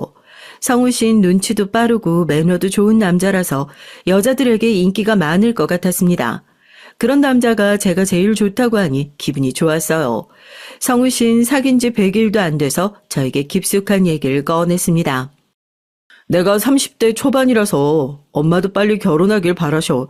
사실 나 친아버지가 몇 년 전 갑자기 돌아가셨거든. 그러니까 안정적인 가정을 가지는 걸 나도 바라고 있고 내가 집을 마련할 때까지 괜히 시간 보낼 필요 없잖아. 세영 씨는 이미 30평대 아파트에 살고 있으니 그곳에서 우리 신혼살림도 꾸릴 수 있으니까 우리 결혼할까? 저도 친정엄마를 몇 년 전 떠나보냈기에 성우 씨의 마음이 전달되어 제 마음을 울렸습니다. 전 성우 씨의 청혼을 받아들여서 우리는 결혼에 이르렀어요. 혼자 계신 우리 아버지도 언니들도 모두 제 결혼을 축복해 줬습니다. 다만 성우 씨에겐 홀어머니가 계셨지만 원래 사시던 경기도 안성에 계속 계시고 우린 서울에 따로 살 예정이니 언니들과 별로 걱정하진 않았어요. 그러게 홀 시어머니의 외아들이 좀 찜찜하지만 대신 다른 시누이나 동서 없는 게 어디야. 아우 난 우리 시댁의 시누이랑 동서가 제일 밉더라. 우린 결혼식을 올리고 제가 살던 집에서 신혼생활을 시작했어요. 하지만 행복할 줄 알았던 결혼 생활은 그리 순탄치 않았습니다. 남편은 보험 설계사인데 출근도 제때 하지 않으니 영업 실적이 좋았을 리 없었어요. 고객들 비위 맞추는 일이 적성에 안 맞는다면서 툭하면 출근하지 않고 집에서 놀고 있고요. 원래 이런 사람이었는데 결혼하고 나니 본색이 드러난 것인지 어쩐지 모르겠지만 남편은 결국 결혼하고 2년 뒤에 회사를 그만두게 됩니다. 단돈 100만 원이라도 벌길 바랬는데 그렇게 백수 생활을 하니까 제 속이 답답했죠. 우리 아기도 가져야 되는데 자기가 이러고 있으면 어떡해? 어서 일을 찾아봐요. 알았어. 노력 중이야.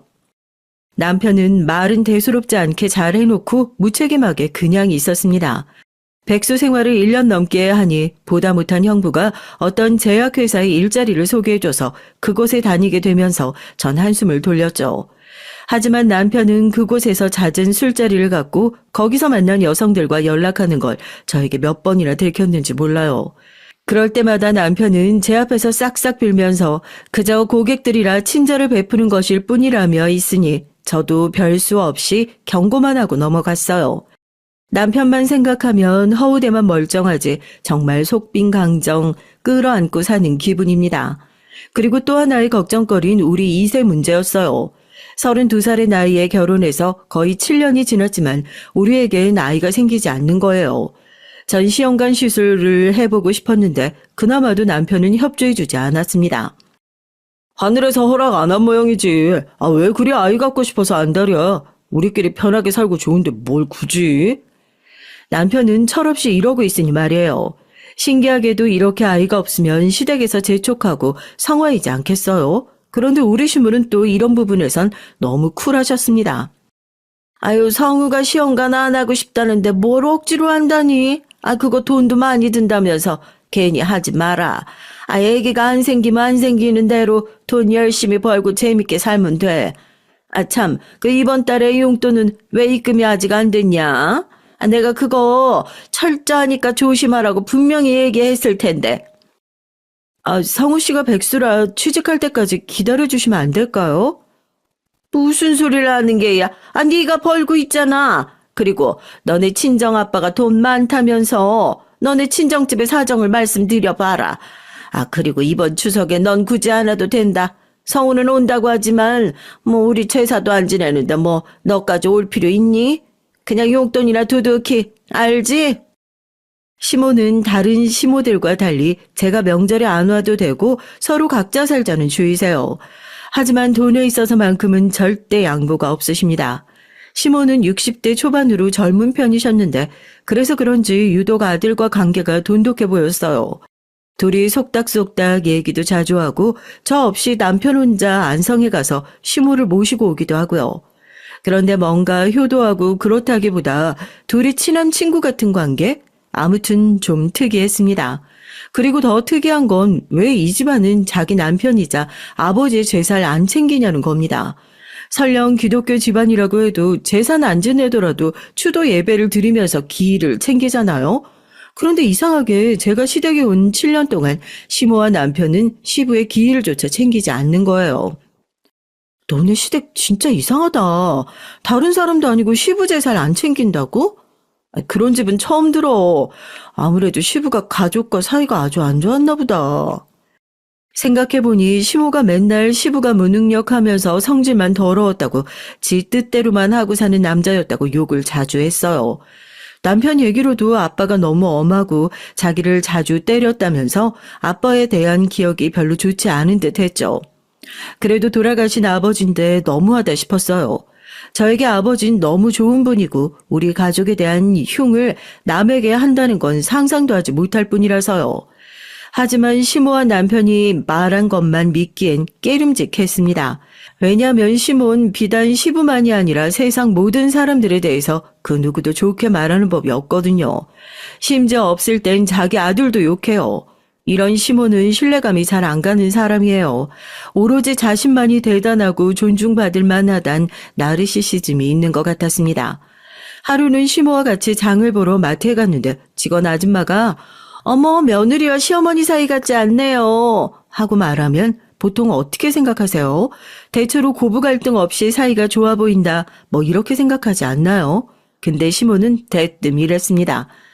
그렇죠. 내가 동안이고 미인이라서 며느리랑 어머니 뻘로 안 보이죠? 우리 며느리한테는 괜히 내가 미안하네. 객관적으로 시모는 그냥 60대로 보이고 미인 축에도 못 드는데 이렇게 뻔뻔하게 얘기하면 마트 아줌마는 뻘쭘한 표정으로 네 하고 마지못해 대꾸하고 분위기가 싸해집니다. 하지만 시모는 그런 분위기를 전혀 눈치채지 못하고 자신의 미모를 인정받아서 신이 난 채로 한동안 기분이 업되어 있어요. 우리 시모 좀 웃기죠. 어느 날 작은 언니의 전화를 받게 됐습니다. 너 건강검진 해본 적 있어 없어? 안 해봤지. 아직 젊은데 뭘. 얘 좀 봐라. 너도 이제 30대 중반이야. 이번 주 금요일에 시간 비워. 나랑 같이 가게. 그렇게 처음으로 언니 따라 한 건강검진에서 그만 갑상선 암 판정을 받고 말았어요. 조금 놀랐지만 갑상선 암은 착한 암이라서 심각한 상태는 아니라는 의사 선생님 설명을 듣고 차후 수술을 예약 잡고서 집에 돌아왔습니다. 자기가 자꾸 여자 문제며 직장 문제로 내 속을 썩이니까 암에 걸려버렸잖아. 뭐? 암? 자기가 암에 걸렸다고? 남편은 생각보다 크게 놀랐어요. 전 오늘 건강검진에서 갑상선 암에 걸렸다는 사실을 남편에게 설명해 줬죠. 남편은 안절부절 못하다가 핸드폰을 들고 방으로 들어갔어요. 뻔합니다. 분명 자기 엄마에게 이 일을 알리고 상의를 하려는 거예요. 한참을 시모와 통화하고 나온 남편은 저에게 자기야, 그럼 수술 받으면 낫는 거지? 자기 안 죽는 거지? 남편은 제가 죽을까봐 너무 걱정이 되는 모양입니다. 그런 남편의 모습이 귀엽기도 하고 절 아껴주는 마음에 괜히 흐뭇했어요. 그리고 제 수술날 남편과 시몬 아무리 말려도 저를 따라왔어요. 전 무사히 잘 수술받고 나왔고 의사 선생님은 우리를 안심시켜 주었습니다. 이제 염려하지 않으셔도 됩니다. 유세영 씨 수술은 성공적이고 앞으로 항진제 약 꾸준히 복용하시고 주기적으로 병원에 와서 체크만 하시면 됩니다. 이 말을 듣고 남편과 시모는 다행이라고 잘 됐다고 하면서 안도하셨어요. 절 이렇게나 걱정해주는 남편과 시모에게 감사한 마음이 들었습니다. 남편이 직장을 옮기고 한동안 잘 다닌다 싶었는데 또다시 회사에 대한 불만을 얘기하면서 그만두고 싶다고 난리였어요.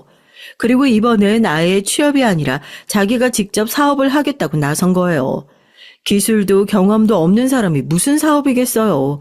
게다가 성실하지 못한 남편이 무슨 돈으로 사업을 한다는 건지 이해가 되지 않았습니다. 제가 창업자금을 대줄 수 없다고 단호하게 나오니까 남편은 급기야 우리 친정 아빠에게 손을 벌렸어요. 하지만 우리 아빠가 어떤 분이신데요. 조서방이 성실하게 회사 다니지도 못하면서 무슨 사업인가? 미안하지만 난 신용 없는 자에게 돈 1원도 빌려줄 수 없네. 이렇게 남편은 친정 아빠에게 혼만 나서 돌아왔죠.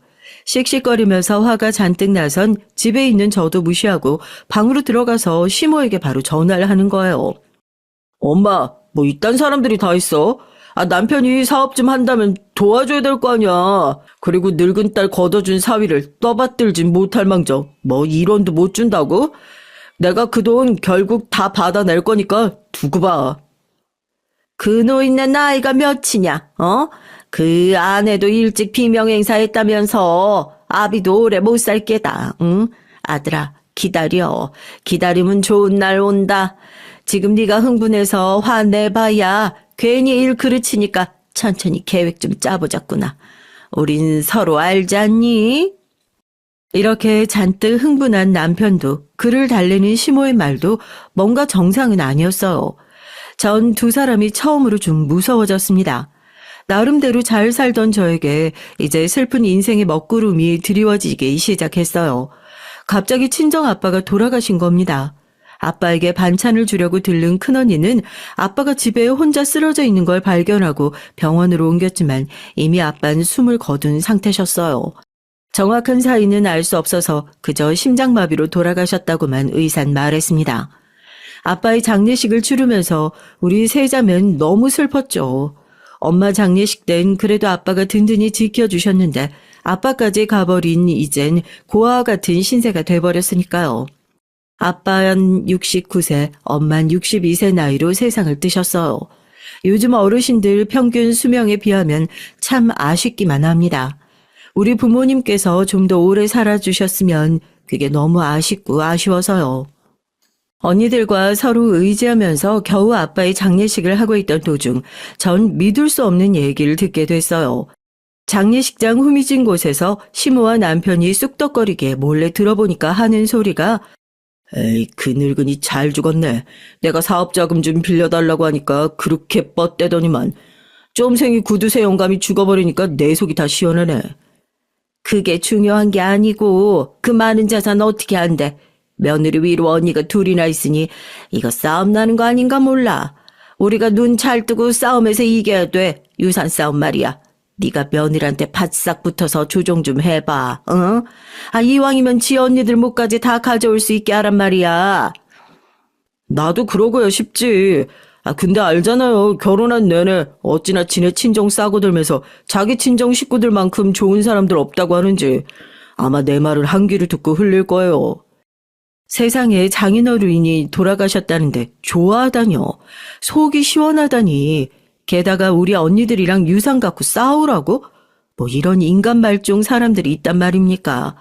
하지만 우리 자매는 정말 우애가 깊고 이런 돈 문제로 싸울 일 따윈 더더욱 없었어요.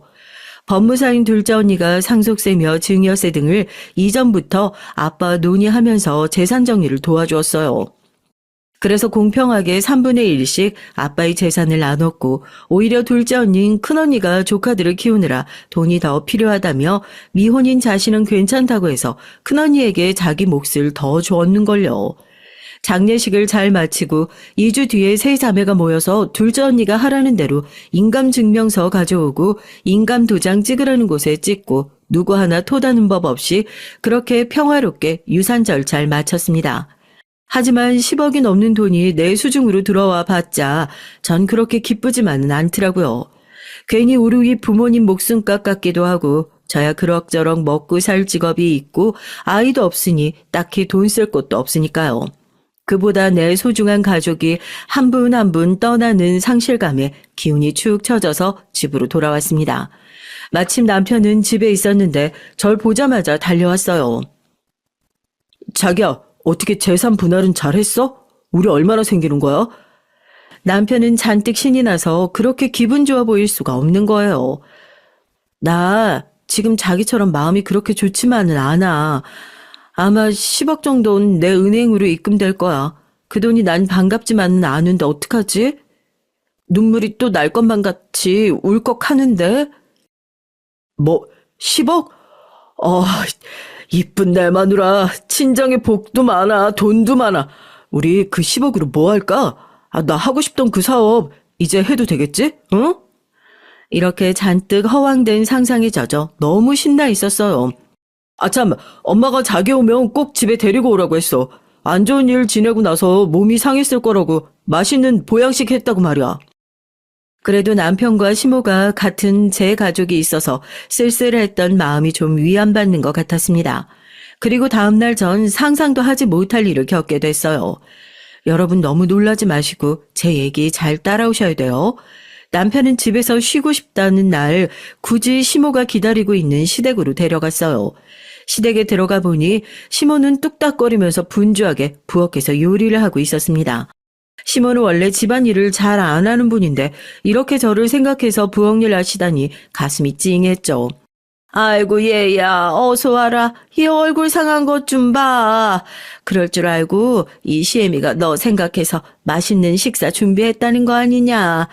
아유 우리 상속재산은 언제 입금된다니?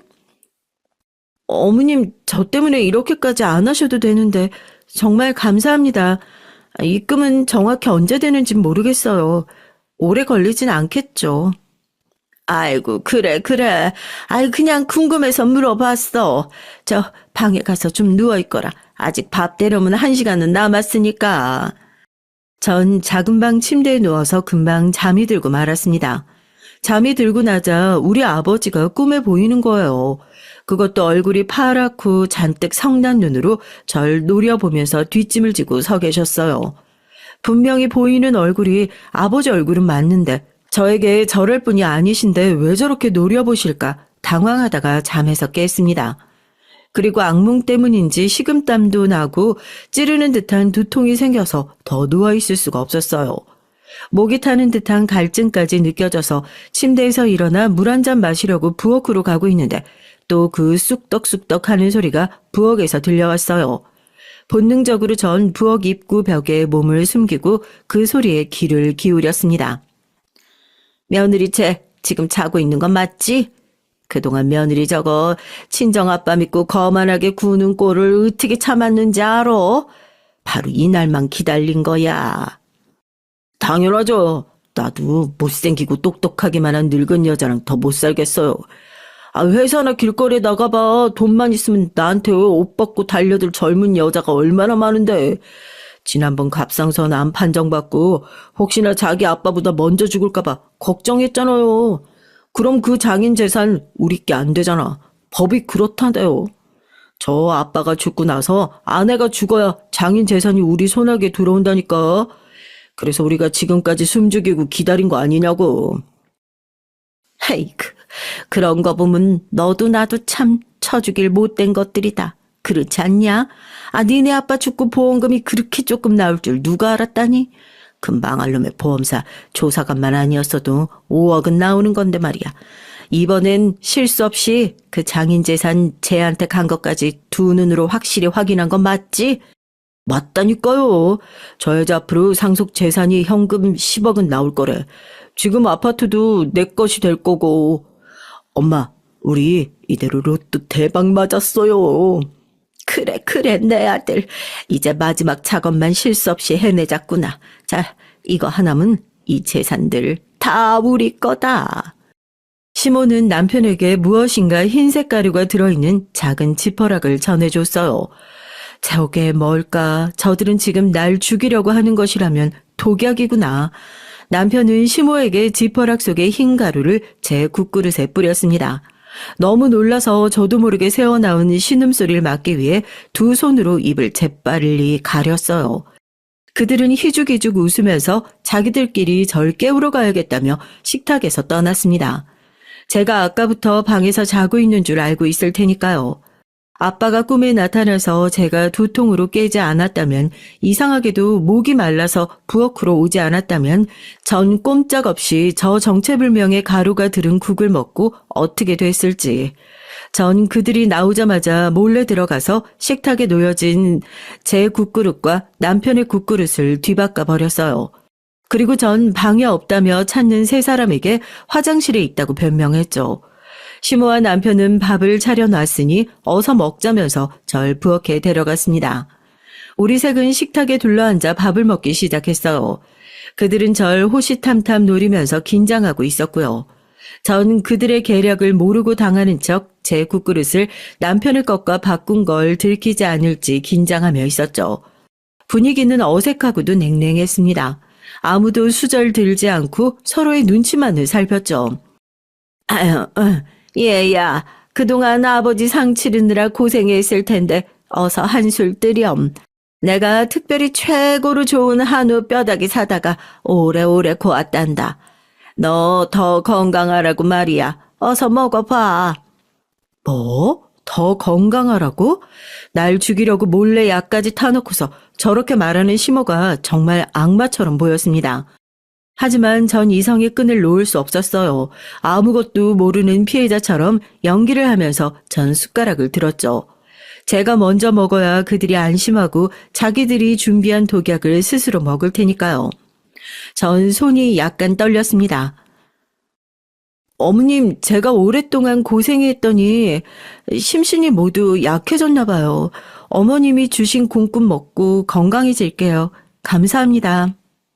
이렇게 말하면서 국을 한술 떠먹었습니다. 그리고 밥까지 말아서 억지로 떠먹었죠.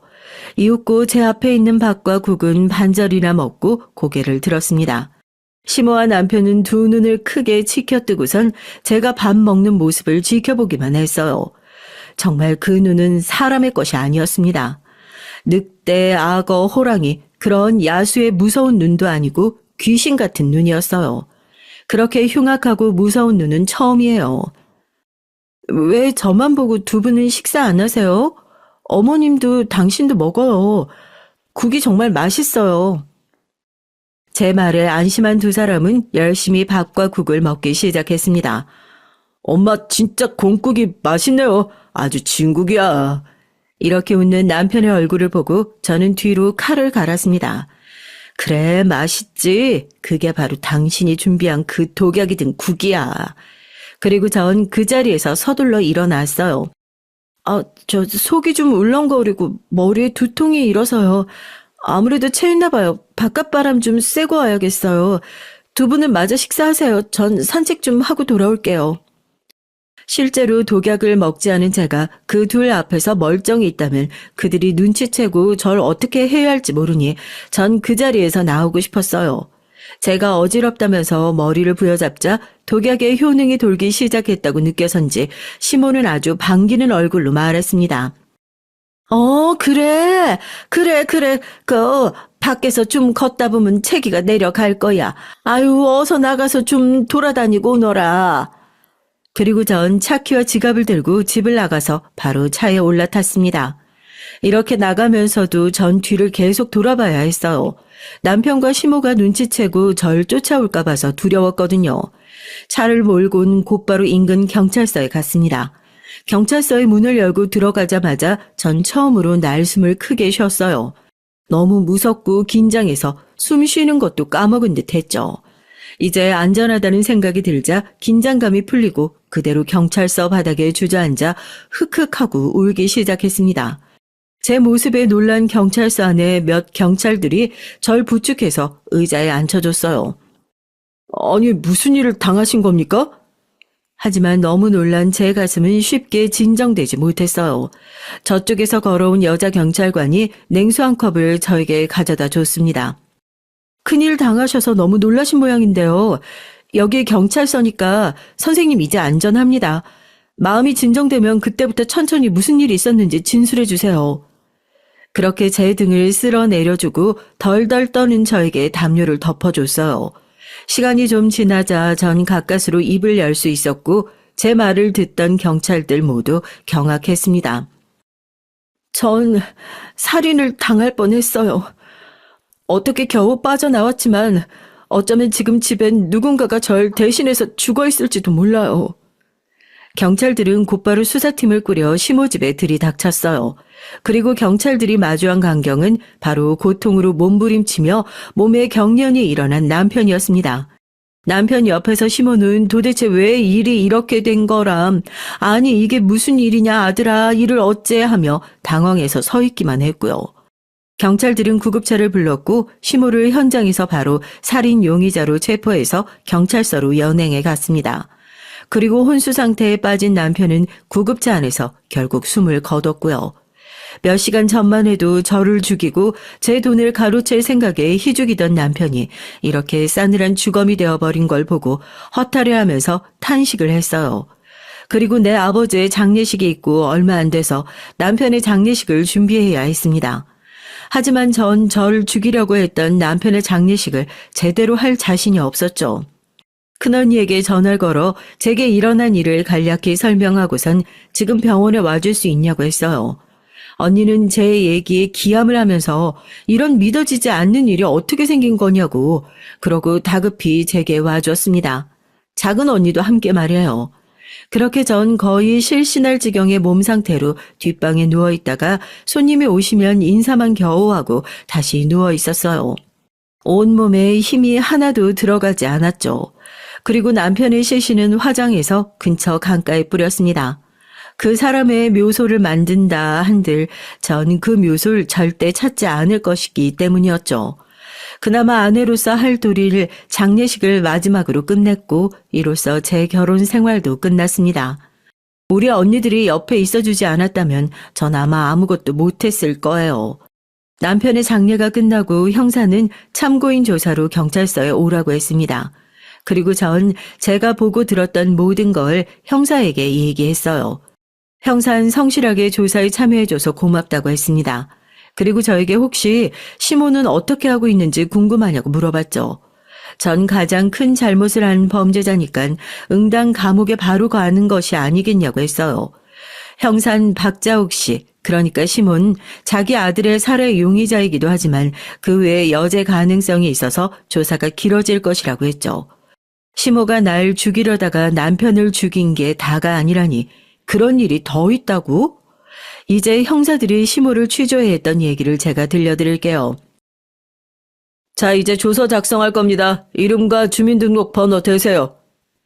박자옥, 주민번호는 이봐요 형사. 우리 아들 그렇게 된 건 내가 한 게 아니라니까. 그건 일단 조사해보면 밝혀질 문제고 그리고 피해자 신상하고 관계. 왜 이렇게 일이 꼬인 거야. 내 아들이에요. 이름 조성우, 40세, 주민번호는 이거 아주 악질 존속살인이네. 그러니까 구급차에 실려간 아저씨가 아들이란 말이죠? 왜 죽였어요? 조성우 씨한테 무슨 일 한 건지 오늘 일을 자세히 말해보세요. 아니 우리 집에서 공국 끓여다가 아들 며느리 밥을 먹였는데 갑자기 며느리는 먹다가 속이 안 좋다고 두통 때문에 바람 쐬고 온다고 먼저 일어나서 나갔어. 그리고 몇 분 지나니까 아들이 머리가 너무 아프다면서 누워서 굴러대는 거야. 어지럽고 숨이 잘 안 쉬어진다면서 괴로워하고 발작까지 일으키면서. 난 얘가 왜 이러나 놀라서 그냥 옆에 있었는데 갑자기 형사들이 우리 집을 들이닥쳤다니까.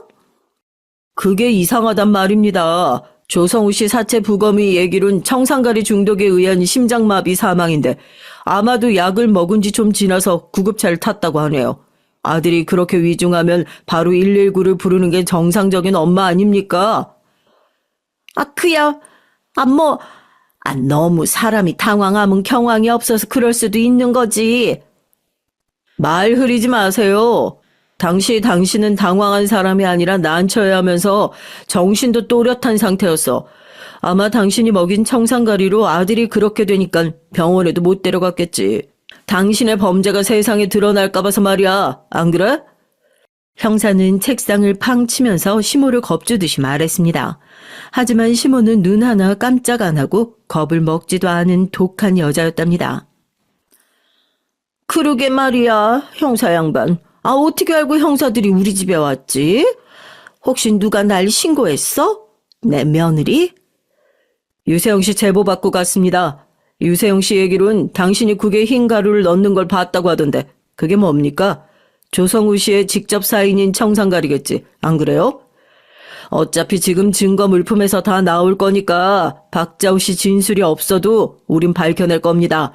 하지만 이런 식으로 자백하지 않으면 아주 무거운 형량이 나올 거예요. 아이고, 그것이 봤단 말이지.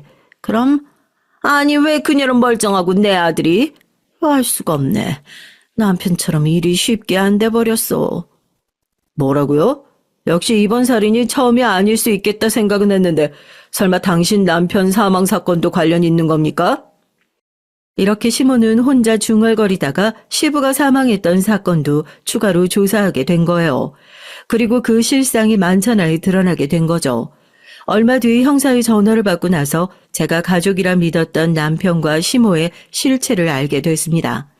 형사들은 약 10년 전에 벌어진 시부의 사망 사건도 역시 계획 살해한 것으로 가닥을 잡고 수사하는 도중 당시 시부의 사건 사고를 담당했던 보험조사관이 수사에 협조를 했어요. 그 보험조사관도 그 둘이 시부를 사고사로 위장했던 것이라면서 당시 자신이 조사했던 자료와 증거들을 경찰에 넘겨줬죠. 시모가 하던 얘기론 시부는 엄격하고 시모와 남편을 학대했다고 들었지만 조사관이 조사했을 당시 동네 주민들은 오히려 시부를 법 없이도 살 사람이라면서 칭찬했다고 해요. 그리고 그런 반듯한 사람이 이상한 아내를 만났고 아들도 지 애미를 닮아서 고생이 많다고요. 동네에서 시모와 남편은 문제가 많다며 이웃들에게 손가락질을 받았대요. 시모는 여자들과 사소한 일로 머리채를 잡고 손찌검을 하면서 싸우는 일이 잦았고 심지어 돈이 많은 호라비를 꼬셔 내려다가 시부에게 걸리기도 했다네요. 남편은 어릴 때부터 애들에게 심한 장난을 치고 괴롭혀서 시부가 피해를 당한 아이 집에 사과하기 일쑤였고요. 그러다가 시부가 이들에게 살해당하기 바로 전날의 일이었습니다. 남편의 할머니가 치매 증상을 앓으시면서 시부의 형님 댁에서 지내셨는데 돈이 궁했던 시모와 남편이 할머니를 찾아갔대요. 당시 시아주버님 댁 가족들은 마을 잔치가 있어서 출타했다는 걸 미리 알고 성취하는 자기 할머니가 혼자 있을 때 시아주버니 집에서 돈과 금품을 훔쳐 나오려고 했던 것이죠. 그때 할머니는 멀쩡한 정신으로 이 두 사람을 발견하곤 지팡이로 막 때리면서 혼내셨대요. 이 도둑놈들이 세상에 어디라고 들어와서는 아이고 내 둘째 며느리 네가 금수 같다는 건 알고 있었다만 이제 손주까지 니들을 가만히 둘 줄 아냐? 당황한 시모와 남편은 할머니의 지팡이를 빼앗아서 할머니의 머리를 몇 대 치고는 그 집에서 도망쳐 나왔던 겁니다. 그리고 할머니가 쓰러져서 이후 가족들이 발견하고 병원으로 모셨지만 의식을 차리지 못하신 거예요. 시부는 이 소식을 듣고 바로 시모와 남편을 의심하며 추궁했습니다. 진짜로 니들이 한 거야? 사람 인두껍을 쓰고 그럴 수는 없지. 내가 믿기지가 않아서 다시 한번 묻는다. 니들이 우리 형님 집에 침입해서 돈 훔치려다가 내 어머니 해한 건 맞아? 처음엔 딱 잡아떼던 두 사람에게 아까 니들 둘이 하는 얘기 내가 똑똑히 들었어. 그래도 부정할 거야? 급기야 시부는 빗자루를 들고 남편을 개패듯 때렸대요. 그리고 시모는 그런 남편을 말리면서 자신들이 저지른 죄를 실토했다고 합니다. 시부는 실토를 듣고 털썩 주저앉아서 망연자실해 하면서 내일 아침 박는 대로 니들은 나랑 경찰서 가자. 가서 니들이 한 짓을 자수하고 죄값을 받아. 니들 옥바라진 내가 해줄 테니까 새 사람이 돼서 나오너라. 내가 어머니를 그렇게 만든 게 내 식구들이라고. 지들 시어미의 친할머니인데. 아이고. 이러고 시부는 괴로운 마음에 술을 계속 마셨다고 해요. 하지만 시부는 다음날 아침 경찰서에 가지 못했습니다. 다만 다리 아래로 추락한 채 싸늘한 시신이 되어 경찰들에게 발견됐죠. 시모와 남편은 죽어도 자수할 사람들이 아니었어요. 오히려 자기들의 범죄를 알게 된 남편 그리고 아버지를 죽일 계획을 세웠죠. 과하게 술에 취해서 몸을 가누지 못하는 시부를 시모와 남편은 산책을 나가자고 거의 없다시피 끌고 가선 그만 인근 내가 다리 위에서 밀쳐 떨어뜨린 거예요. 다음날 인근 주민의 신고로 남편이 발견되어 경찰들이 사망 원인을 조사했지만 사실 너무 뻔해 보였습니다. 시골에서 술 먹다가 실족사하는 경우는 흔했으니까요. 그렇게 시부의 죽음은 사고사로 종결됐고 시모와 남편은 시부 앞으로 나온 퇴직금과 시부가 모아놓은 적금을 깨서 한동안 잘 놀고 먹었다고 해요. 이 돈으로 스키장 가고 또 백화점에서 수백만 원씩 쇼핑도 하면서 흥청망청 썼답니다. 그나마 시부가 계실 땐 이들의 방탕함을 자제시켰는데 이제 자기들 세상이라며 고삐 풀린 망아지처럼 저들 하고픈 대로 하고 산 거죠. 그 돈으로 부족했던지 시부의 사망보험금도 수령하려고 했는데 이들을 수상하게 여긴 보험조사관이 막았다고 해요.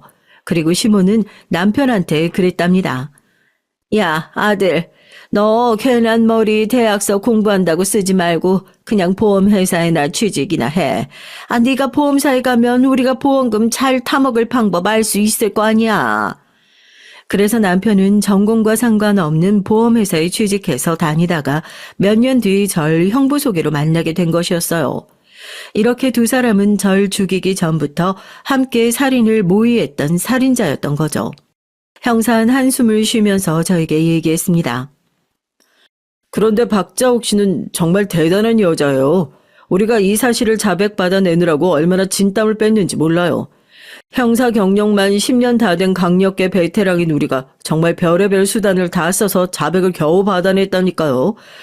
증거들이 수두룩한데도 어찌나 발뺌을 하든지. 제가 아들 장례식에 가려면 조사를 빨리 끝내야 한다고 하니까 거기 갈 필요도 없다네요. 아니, 아들 장례식에 가고 싶지 않다고 하는 엄마가 세상에 어디 있습니까? 이건 분명 사이코패스들이에요. 그렇게 시모였던 사람은 존속살해 3건으로 20년형을 선고받고 지금 교도소에 수감되어 있습니다.